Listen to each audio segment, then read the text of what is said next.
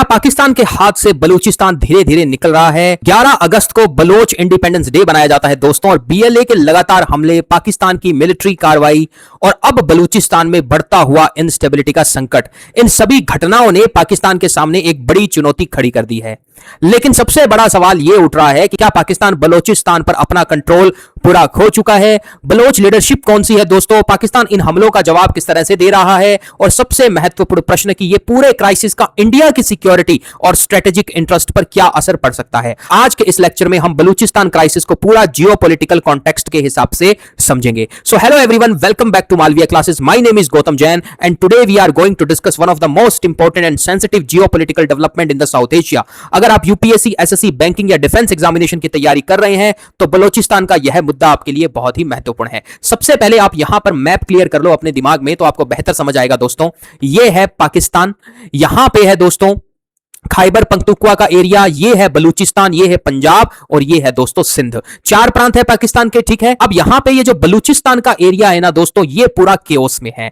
हाल ही में पाकिस्तान ने air strike की है, ग्वादर के आसपास एयर स्ट्राइक की गई है। बलूचिस्तान में आखिर चल क्या रहा है? पाकिस्तान के बलूचिस्तान में एक बार फिर विद्रोह और हिंसा तेज हो गई है पाकिस्तानी एयर स्ट्राइक के बाद, क्योंकि बलूचिस्तान ने दोस्तों इंडिपेंडेंस डे बनाया 11 तारीख को। कल यहां पे पाकिस्तानी मिलिट्री एयर स्ट्राइक कर देती है ग्वादर के आसपास। बलोच लिबरेशन आर्मी ने पाकिस्तानी सेना और पुलिस को निशाना बनाया इसके रिटेलिएशन में। बलूचिस्तान का यह कहना है कि पाकिस्तान सैनिकों को उन्होंने मारा है। एक हफ्ते के अंदर अंदर 30 से 35 पाकिस्तानी सैनिकों को मार दिया। जवाब में पाकिस्तान ने बलूचिस्तान के कुछ इलाकों में हवाई हमले किए।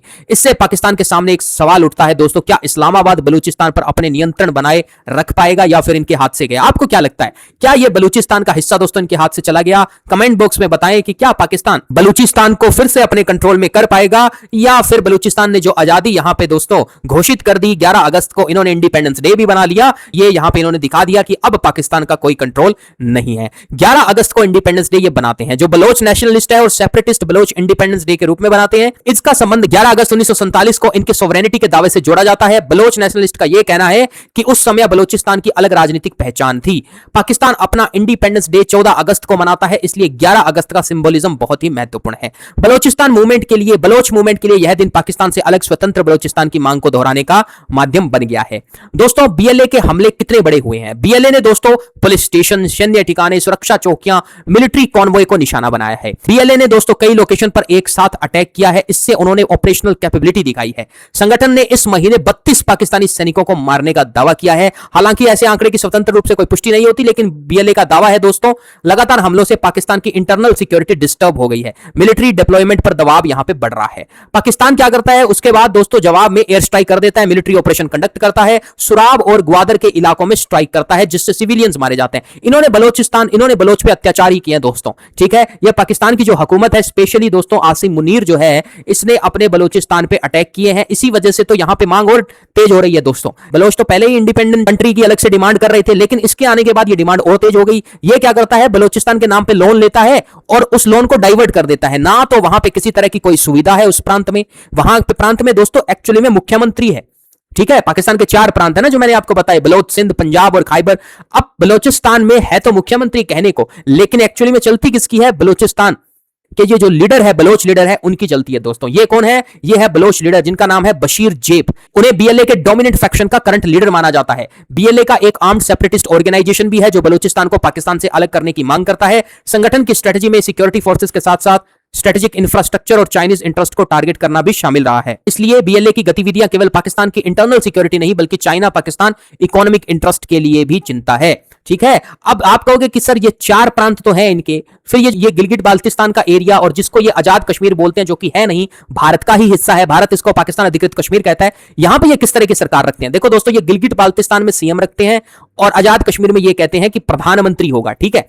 एक टाइम ऐसा आने वाला है दोस्तों, ना यहां सीएम रहेगा ना रहेगा पीएम, यहां पे बनेगा मुख्यमंत्री, लद्दाख और कश्मीर, जम्मू का अलग से, ठीक है। और वो दोस्तों जब भारत इसको विलय करेगा अपने में तब होगा, राइट। भारत को एक मिलिट्री ऑपरेशन स्टार्ट कर देना चाहिए। अब यहां पे बलोच भी पूरे रेडी हैं इंडियन आर्मी को दोस्तों, अब यहां पे मिलिट्री अभियान स्टार्ट कर देना चाहिए। जैसे ही सेंटर की तरफ से ऑर्डर आएंगे, पाकिस्तान अधिकृत कश्मीर फिर अधिकृत नहीं होगा, भारत का ही हिस्सा था, है और आगे हो जाएगा। बलूचिस्तान की लीडरशिप अभी कौन संभाल रहा है? अभी तो देखो वहां पे मुख्यमंत्री है मीर सरफराज बुख्ती, जो पाकिस्तान पीपल्स पार्टी से जुड़े हुए हैं, ये जो जुल्फिकर अली भुट्टो है, इनकी पार्टी से जुड़े हुए हैं दोस्तों। ये मार्च 2024 से बलूचिस्तान के चीफ मिनिस्टर हैं और 2026 में भी पद पर बने हुए हैं। लेकिन दोस्तों बीएलए इस प्रोविंशियल गवर्नमेंट को अपना प्रतिनिधि मानती ही नहीं है और पाकिस्तान स्टेट के खिलाफ आर्म्ड स्ट्रगल अभी भी चल रहा है। ये अभी के टाइम में कंडीशन है। तो पाकिस्तान की पॉलिटिक्स पर इसका ये असर पड़ रहा है कि बलूचिस्तान क्राइसिस पाकिस्तान की फेडरल गवर्नमेंट यानी जो केंद्र की सरकार है और मिलिट्री लीडरशिप के लिए बड़ी सिक्योरिटी चैलेंज बन चुका है। पाकिस्तान में पहले से ही पॉलिटिकल इंस्टेबिलिटी है, अब यहां पे इन पे इकोनॉमिक प्रेशर भी बढ़ गया है। ऐसे में लगातार इंसर्जेंसी से सरकार को सिक्योरिटी स्पेंडिंग, मिलिट्री डिप्लॉयमेंट बढ़ाना पड़ सकता है। बलूचिस्तान में पीपीपी की प्रोविंशियल गवर्नमेंट होने के बावजूद कॉन्फ्लिक्ट खत्म नहीं हुआ। इससे यह बहस तेज होती है कि केवल मिलिट्री एक्शन समाधान नहीं होगा, बात करनी पड़ेगी, बलोचों के आगे झुकना पड़ेगा इन्हें। दोस्तों क्या पाकिस्तान बलूचिस्तान पर कंट्रोल खो रहा है? एब्सोल्युटली यस, लेकिन अभी तक पूरी तरह से कंट्रोल नहीं खो चुका दोस्तों। तभी तो ये एयर स्ट्राइक कर रहा है, तभी तो मनमाने तरीके से बलोचों पे अटैक कर दे रहा है दोस्तों। प्रोविंशियल गवर्नमेंट और पाकिस्तानी सिक्योरिटी फोर्सेस अभी भी बड़े अर्बन और स्ट्रेटेजिक सेंटर पर मौजूद हैं, लेकिन लगातार कोऑर्डिनेटेड अटैक पाकिस्तान के सिक्योरिटी कंट्रोल और इंटेलिजेंस नेटवर्क पर गंभीर सवाल उठाते हैं। बीएलए का कुछ समय के लिए रिमोट एरिया और स्ट्रेटेजिक रूट को डिसरप्ट करना इस्लामाबाद के लिए बड़ी चुनौती है। इसलिए ज्यादा सही बात यह रहेगी कि पाकिस्तान का पूरा कंट्रोल अभी खत्म नहीं हुआ, लेकिन इंसर्जेंसी ने इतना इसको चैलेंज कर दिया है दोस्तों कि इसकी हवा टाइट हो चुकी है। ठीक है, इसकी हवा टाइट हो चुकी है। ये अब डिफेंस पैक्ट करते फिर रहा है दोस्तों। एक टाइम पे ये क्या कह रहा था कि हमें कोई नहीं डरा सकता, अगर भारत अपनी पूरी आर्मी के साथ विद ऑल देयर वेयरविदल हमें डरा नहीं सकते, तो बलूच हमें क्या डराएंगे। ये खाली दोस्तों ये हवाबाजी करता रहता है। ठीक है, अभी ये डिफेंस करता घूम रहा है भारत के डर से। इसके पास पैसा नहीं है दोस्तों, सऊदी से मदद मिल जाए। ये यहां पे फ्लॉप हो चुका है, फील्ड मार्शल फ्लॉप हो चुका है दोस्तों।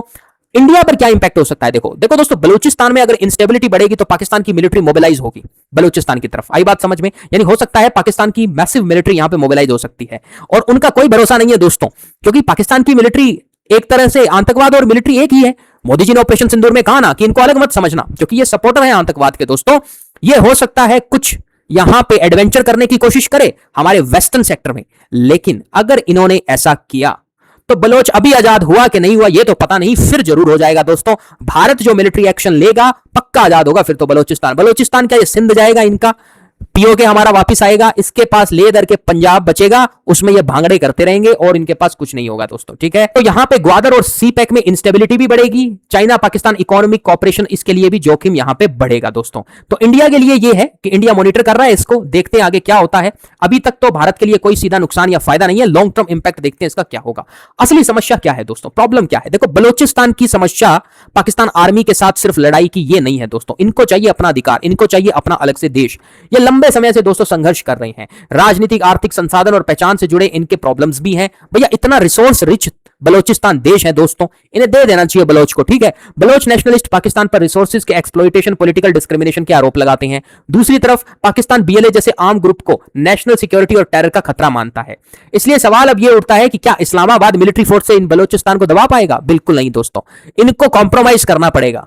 ये जितने भी धुरंधर बनते घूम रहे हैं ना आसिम मुनीर, इसको कॉम्प्रोमाइज करना पड़ेगा, और ये कुछ हद तक तो कॉम्प्रोमाइज दोस्तों कर चुका है। ये जो पहले बयानबाजी उछल के कर रहा था फ्लॉप हो चुकी है इसकी। तो पाकिस्तान के लिए जो बड़ा संकट है जो है बीएलए दोस्तों, वो इसी तरह से संकट ही बना रहेगा। तो दोस्तों ये थी कंप्लीट एनालिसिस बलूचिस्तान क्राइसिस की। हमने इसमें ये देखा कि बलूचिस्तान केवल पाकिस्तान का एक इंटरनल इशू नहीं है, ये रीजनल सिक्योरिटी, जियोपॉलिटिक्स और साउथ एशिया स्ट्रेटेजिक बैलेंस से भी है।